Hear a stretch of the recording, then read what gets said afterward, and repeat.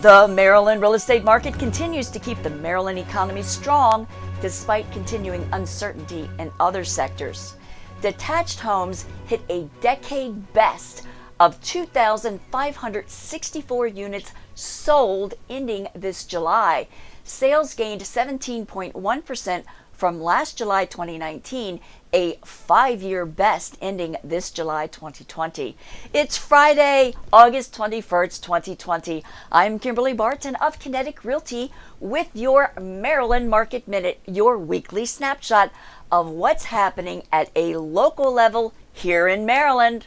Harford County hit a 10-year best median sales price for detached homes, up 10.8%, and attached home prices were up 8.4%. Bel Air realized an 8.6% increase in sales prices to $380,000.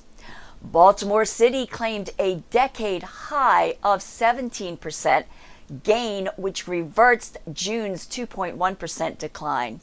Gwynn Oak median sales price increased 7% to $230,000.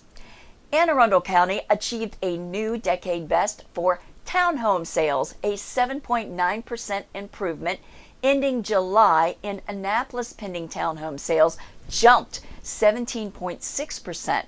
New townhome listings were up 10.2%, with new townhome listings in Odenton surging 46%.